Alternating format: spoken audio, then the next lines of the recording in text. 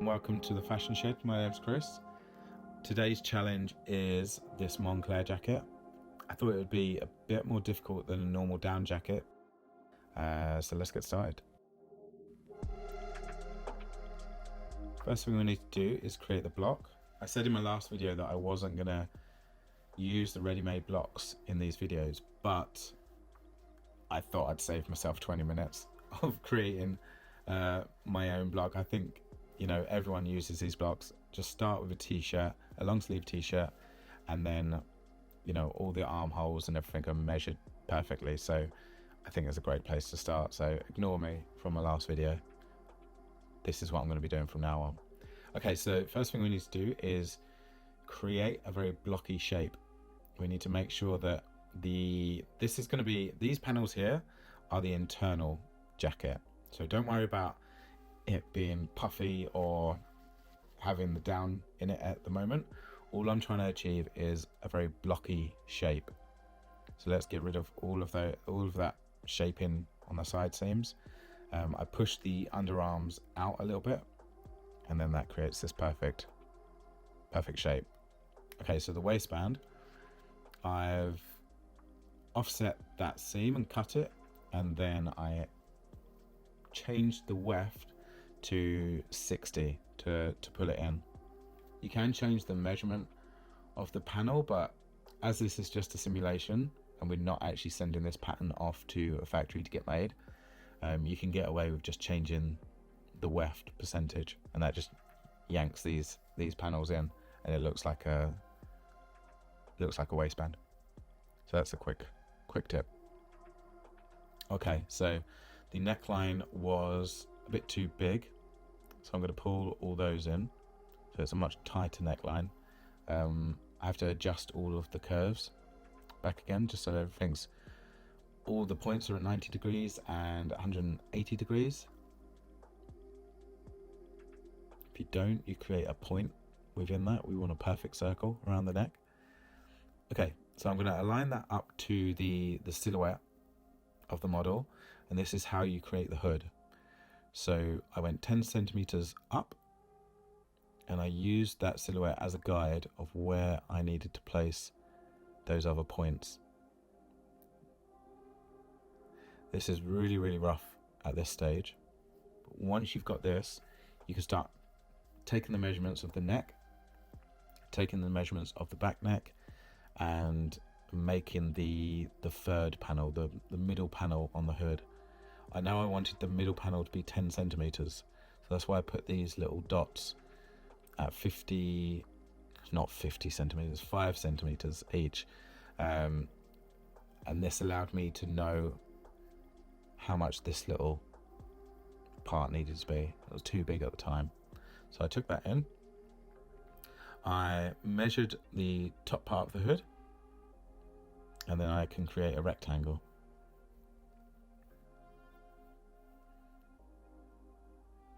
There we are. And then we just need to mirror the other side of the hood. Stitch that all together. Stitch it to the neckline.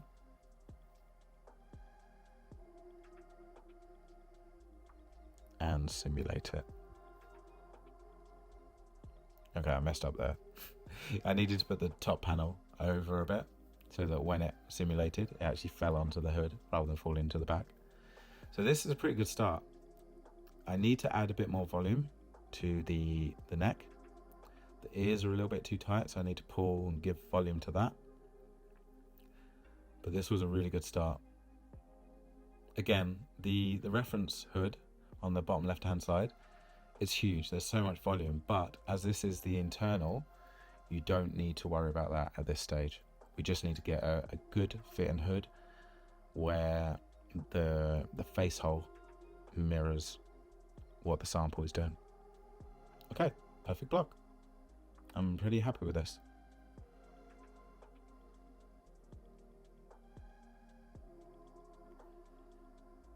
Okay, next we need to add the down. So before you add the down, you need to add the horizontal lines. These were 100 millimeters. Sorry, I keep messing up my millimeters and my centimeters. These are, let's go, right, we're going to go 10 centimeters, right? So it was 10 centimeters distance, and there was 5. And that was front and back and on the sleeves.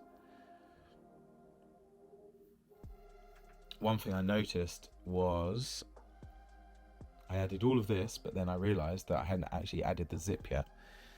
You have to add the zip before you add the down, because once you can't cut this panel once you've added the down.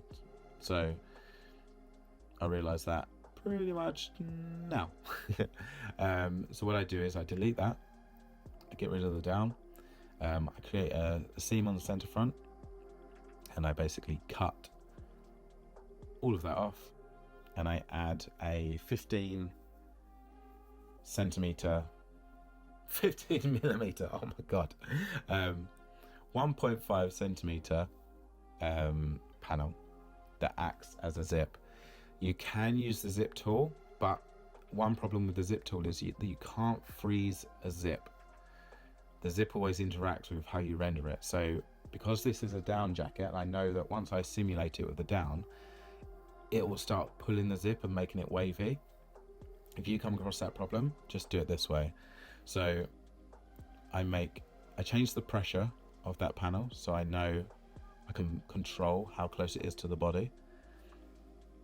And then once you've got it to a good place, I'm selecting a fabric, so a cotton twill. So it will look like that reverse coil zipper.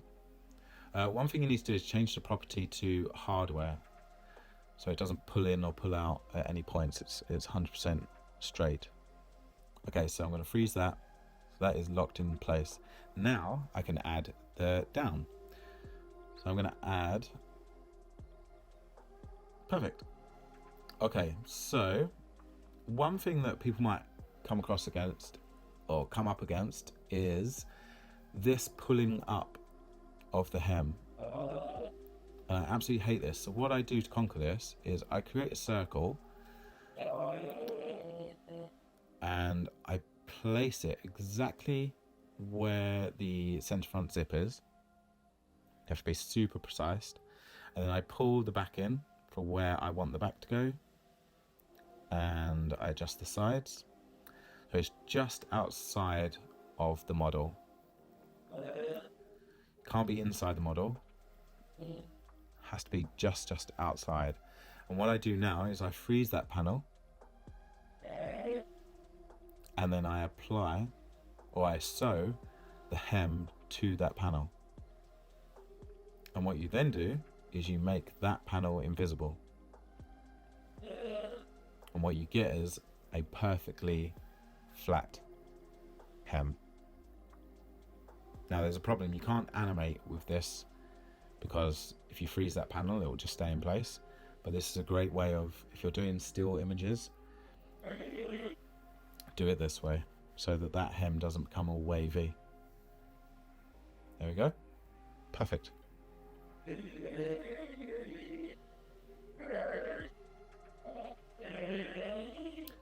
Okay, so now we're going to be adding the gathering.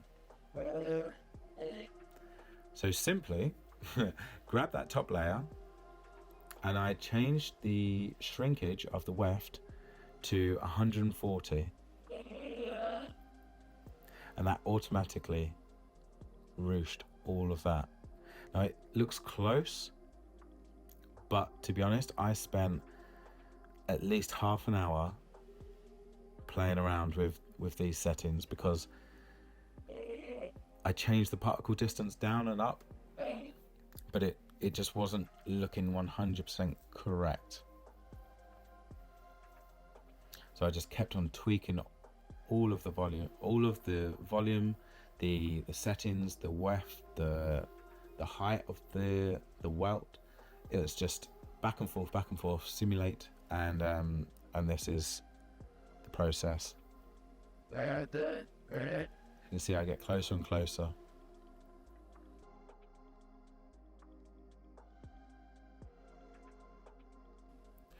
There's far too much gathering on the shoulder. If you see on the reference, there isn't as much gathering on the shoulder. So what I did was I used the iron tool, and I pulled that in. Let's see. That's much better. Okay, perfect. Let's do the waistband. So, same thing as the body. Add in the shrinkage of the weft to a larger amount. I think I did 140, same as the body, and it just gives it that volume.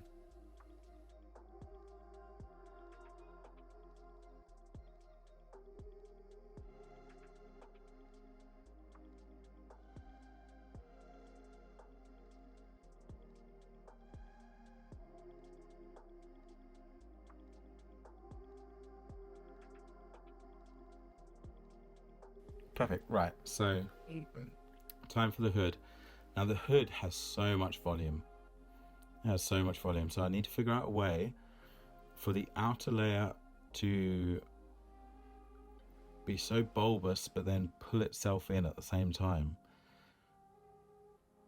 So what I'm going to do is I'm going to change the weft percentage and the welt percentage and just see what that creates.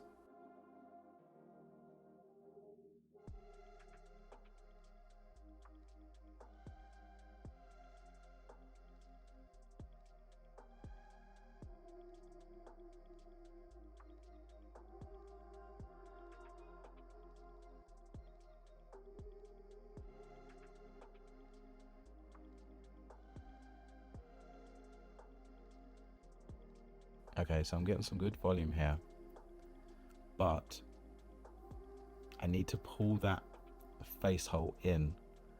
I need to find a way to do that.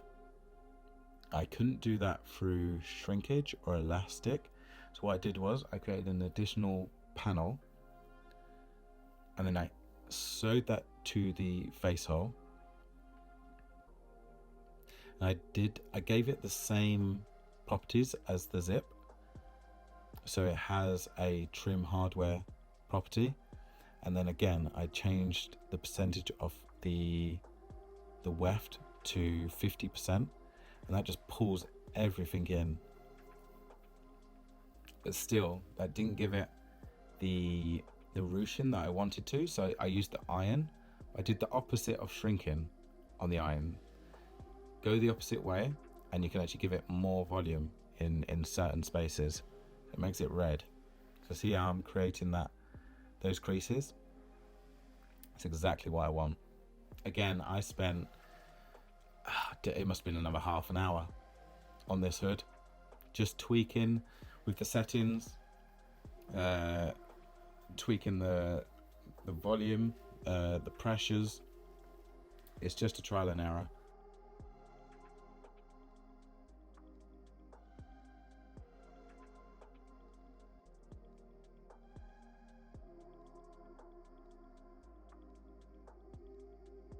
This was the longest part of the process, for sure.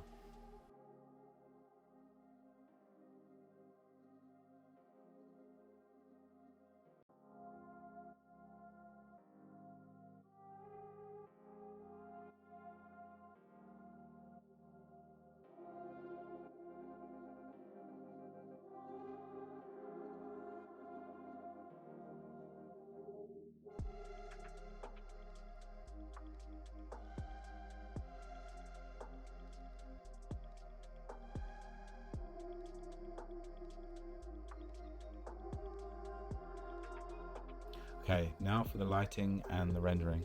So open up the render window. I'm going to increase the space so I'll get a good resolution. Put everything black, just like the reference image. And what I'm going to do is I'm changing the properties of the material. So I need to make it look like a nylon, but not a super shiny nylon. So it needs to be, so I'm playing with the reflectiveness, the metallic, and the roughness. So I'm just going to go back up and down with these settings to see what creates the best results.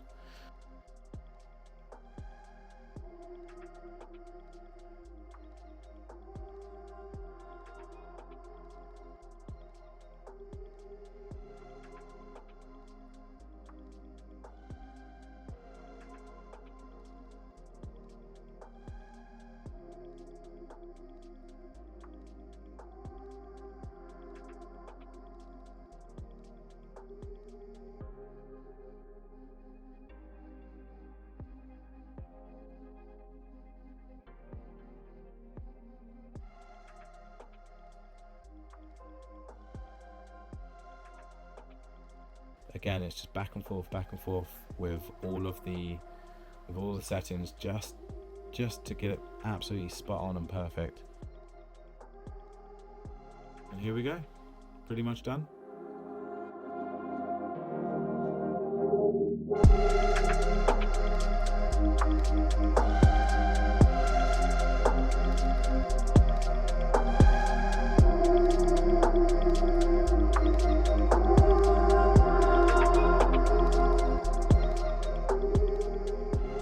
Thank you so much for watching.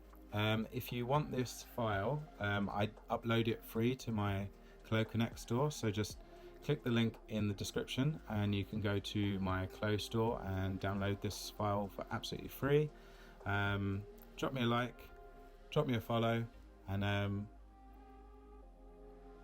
see you again soon. Bye.